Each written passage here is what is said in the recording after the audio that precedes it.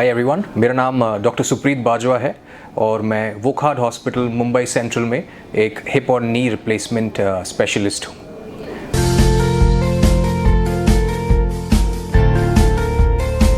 AVN या avascular necrosis एक hip की ऐसी कंडीशन है जिसमें आपके हिप का बॉल का ब्लड सप्लाई जो है वो ख़त्म हो जाता है। ये होने के काफ़ी कारण होते हैं, but majority of our patients जो यंग पेशेंट्स हैं उनमें ये कोविड के बाद ज़्यादा पाना चालू हुआ है। COVID, steroid abuse, trauma, alcohol abuse या blood disorders such as thalassemia या सिकल सेल डिजीज़ में AVN ज़्यादा पाया जाता है। AVN बेसिकली एक कंडीशन है जो सालों साल में डेवलप होती है, जिसमें ये ब्लड सप्लाई जब कम होता है, बॉल का रेगुलर सरफेस जो है वो चेंज होना चालू हो जाता है और वो धीरे धीरे कोलैप्स होना चालू हो जाता है, जिसमें सेकेंडरी हिप आर्थराइटिस डेवलप होता है। एज अ पेशेंट आपको वो रिफ्लेक्ट करता है with groin pain, thigh pain या बटक पेन।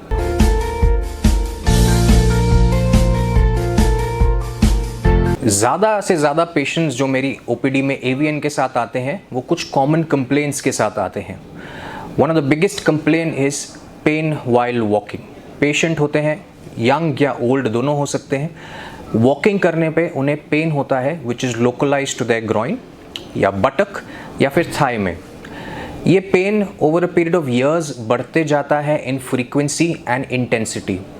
पहले पेशेंट्स अपनी सारी एक्टिविटीज़ रूटीनली कर पाते हैं और सिर्फ मामूली सा पेन एक्सपीरियंस करते हैं, but over a period of years ये पेन की इंटेंसिटी रूटीन एक्टिविटीज़ पे भी बढ़ जाती है। जब ये पेन इतना सिवियर हो जाता है तो पेशेंट को लिम्प या लंगड़ापन भी फील होने लगता है और पेशेंट लंगड़ के भी चलते हैं। सो ये सबसे कॉमनेस्ट प्रेजेंटेशन है। एज डॉक्टर्स जब हमें ये सिम्टम्स मिलते हैं, हम हिप का एग्जामिनेशन करते हैं और देखते हैं कि हिप का रेंज ऑफ मोशन बढ़ा है कि नहीं बढ़ा है। हम आपकी हिस्ट्री लेते हैं और देखते हैं कि आप में आइडेंटिफाइबल कॉजेज़ AVN के हैं कि नहीं। अगर वो कॉज हमें दिखता है तो हम आपको इन्वेस्टिगेशंस के लिए भेजते हैं। The most common and the first investigation जो एक डॉक्टर भेजता है वो है एक्सरेज। तो पहले हम आपको एक्सरेज भेजते हैं।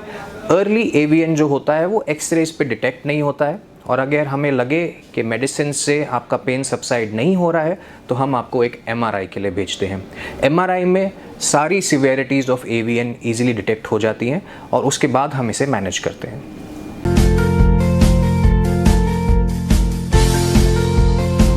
AVN के हिप के 4 बेसिक स्टेजेस होते हैं। इस क्लासिफिकेशन को हम एज डॉक्टर्स फिकेट आर्लेट क्लासिफिकेशन बुलाते हैं, बट सिंप्लीफाइड अगर इसे करें तो सबसे पहला स्टेज जब होता है कि ब्लड सप्लाई बॉल में बंद हो गया हो, उससे बॉल का जो सरफेस है वो सॉफ्ट होना चालू हो जाता है और वहाँ पे सूजन आने चालू हो जाती है। That is stage 1। ये एक्सरेज पे नहीं दिखा जाता, इसीलिए डॉक्टर्स को इस स्टेज के लिए MRI करना पड़ता है। स्टेज 2 जब होता है कि वो जो बॉल है जिसका ब्लड सप्लाई कम हो चुका है उसमें चेंजेस आना चालू हो जाते हैं। जैसे आप रूटीन एक्टिविटीज़ करते हैं और हिप में माइक्रो फ्रैक्चर्स होना चालू हो जाते हैं, तो पेशेंट को पेन जो है वो थोड़ा और बढ़ जाता है। ये स्टेज भी एक्सरेज पे कम ही दिखता है, इसीलिए हमें इसके लिए भी MRI की ज़रूरत पड़ती है in majority of our cases. थोड़ा और टाइम बीतने के बाद जो माइक्रो फ्रैक्चर्स हैं वो बड़े क्रैक्स में डेवलप हो जाते हैं और आपका बॉल जो स्मूथ होता है वो डिप करने लग जाता है और उसका सरफेस इर्रेगुलर या खरबड़ा होने लगता है। इस स्टेज में आपका हिप बहुत ज़्यादा पेनफुल होता है, बट ये स्टेज एक्सरे पे डायग्नोस हो जाता है। अगर ये सिवियरिटी और बढ़ने लग गई और आपने फिर भी अपने हिप के लिए कोई मैनेजमेंट नहीं सीख किया तो वो स्टेज 4 में चला जाता है, जिसमें जो खरबराहट बॉल की है वो सॉकेट के साइड में भी आ जाती है और दोनों इर्रेगुलर सर्फेसिस बन जाते हैं, जिससे हर एक मूवमेंट पेनफुल होने लग जाती है। ये भी एक्सरे पे डायग्नोस हो जाते हैं।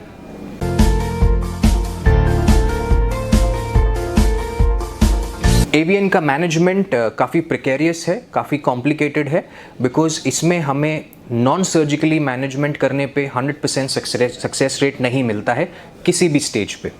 बट हमारा मेजॉरिटी ट्रीटमेंट प्लान ऐसे होता है कि अगर आप स्टेज 1 में आपके डॉक्टर्स के पास जा रहे हैं तो हम आपको बोन स्ट्रेंथनिंग मेडिकेशंस देते हैं। These will hopefully make your bone strong, ताकि वो स्टेज 2 में डेवलप ना हो जाए। आप अपने हिप को यूटिलाइज करते रहेंगे as a routine person does, और अगर आप स्टेज 2 में प्रोग्रेस हो जाते हैं तो ये बोन मेडिकेशंस जो हैं वो हम इंजेक्टेबल भी देते हैं और ओरली भी देते हैं। इसके साथ साथ हम सजेस्ट करते हैं कि ऐसा एक सर्जिकल प्रोसीजर हो जिससे आपका स्टेज 3 में प्रोग्रेस होने से हिप बच जाए। उसको हम कोर डिकम्प्रेशन या बॉल में एक ड्रिल होल करना बोलते हैं। जब हम उस बॉल में ड्रिल करते हैं, उस बॉल का प्रेशर जो है वो डिक्रीज़ हो जाता है और होपफुली उसमें ब्लड सप्लाई भी इंक्रीज़ हो जाए। इसका सक्सेस रेट अबाउट 50 to 60% ही है लिटरेचर में। और अगर इसके बावजूद आप स्टेज 3 या 4 पे प्रोग्रेस करते हैं तो हमारे पास नॉन सर्जिकल मैनेजमेंट ऑप्शंस कुछ रहते नहीं हैं, और तब हम टोटल हिप रिप्लेसमेंट रेकमेंड करते हैं फॉर AVN।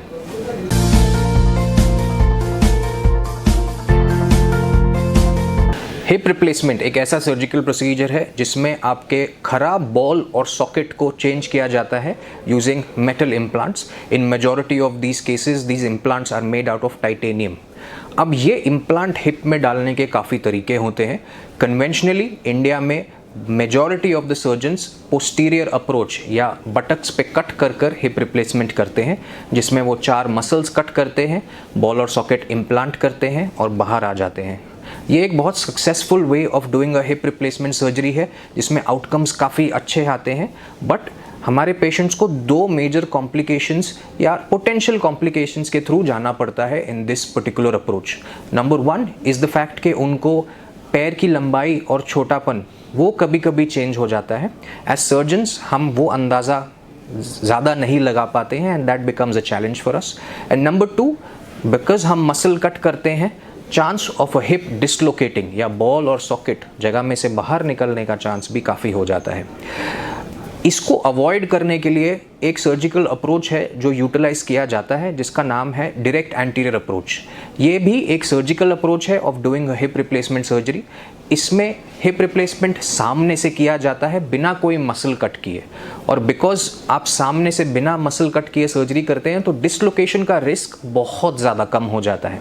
दूसरी बात, पेशेंट को हम सीधा लिटा के सर्जरी करते हैं जिससे पैर की लेंथ इक्वल रहती है, तो ये 2 एडवांटेजेस पेशेंट्स को मिल जाते हैं। इसके साथ साथ एक थर्ड और काफ़ी मेजर एडवांटेज जो मेरी प्रैक्टिस में मैंने देखा है कि young patients and even older patients want to get back to normality, को अपनी नॉर्मल लाइफ जल्दी से जल्दी वापस जानी होती है, वो आप 1 से 2 दिन में नॉर्मली रिज्यूम कर सकते हैं। आप ज़मीन पे बैठना, चौकड़ी मारना, बाइक चलाना काफ़ी हद तक within first week of surgery चालू कर सकते हैं। आप अपनी रूटीन एक्टिविटीज़ में कोई रिस्ट्रिक्शंस नहीं पाते हैं अगर आपकी सर्जरी डायरेक्ट एंटीरियर अप्रोच से की जाती है। तो हिप रिप्लेसमेंट कोई भी अप्रोच से एक सर्जिकल प्रोसीजर बहुत सक्सेसफुल है। डायरेक्ट एंटीरियर अप्रोच से आपकी रिकवरी बहुत जल्दी होती है and that is the advantage that you get with the anterior approach along with the 2 other advantages that I just mentioned.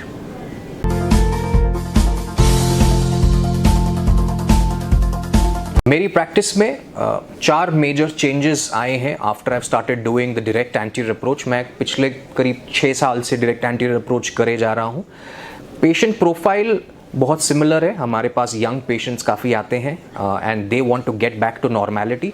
तो एडवांटेजेस ये होते हैं कि आप फर्स्ट डे से चलना चालू करते हैं, आप लिम्प नहीं करते हैं बिकॉज आपको कोई मसल कट नहीं की जाती है। आप ज़मीन पे बैठना, क्रॉस लेग बैठना, इधर से उधर सोना, नॉर्मल कमोड यूज़ करना, इंडियन वॉशरूम यूज़ करना, ये सब आप इमीडिएटली स्टार्ट कर सकते हैं। और एक बड़ा एडवांटेज ये भी होता है कि पेन प्रोफाइल जो अर्ली डेज में होती है वो बहुत कम होती है।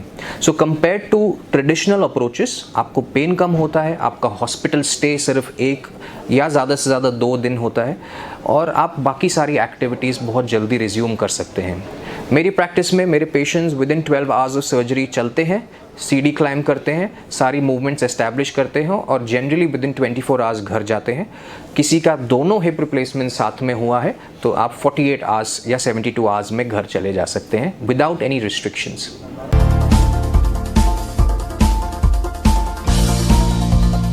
डायरेक्ट एंटीरियर अप्रोच या DAA एक MIS minimally invasive surgical procedure है जिसमें आपका स्किन का कट 10 से कम सेंटीमीटर का होता है, बट मोर इम्पॉर्टेंटली आपकी मसल्स कट नहीं होती है। So it is a true MIS surgical approach. ये अप्रोच हमारी रेजिडेंसी और लर्निंग में एज ऑर्थोपेडिक ट्रेनीज नहीं सिखाया जाता है। तो अनफॉर्चुनेटली इंडिया में ये सारे सर्जन्स अप्रोच नहीं कर पाते हैं बिकॉज हमें ट्रेन नहीं किया जाता इस अप्रोच पे। मेरे जैसे कुछ सर्जन्स हैं जो हम अब्रॉड जाके ये सर्जिकल टेक्निक सीखते हैं और वापस आते हैं। ये सर्जिकल टेक्निक के काफ़ी ज़्यादा रिस्क होते हैं while compared to any other surgical approach. तो इसके जनरल रिस्क जो होते हैं वो है इंस्ट्रूमेंट रिलेटेड या surgical experience related. Direct anterior approach के इंस्ट्रूमेंट्स जो होते हैं सर्जरी परफॉर्म करने के लिए वो स्पेशल होते हैं और वो अवेलेबल नहीं है एट दिस पॉइंट इतने वाइड स्प्रेड। सो सारे सर्जन्स ये टेक्निक अडॉप्ट नहीं कर पाते हैं। नंबर 2, टेक्निकल अडॉप्शन के लिए टेक्निकल एक्सपर्टीज़ डेवलप करना पड़ता है जिसे काफ़ी ट्रेनिंग करनी पड़ती है।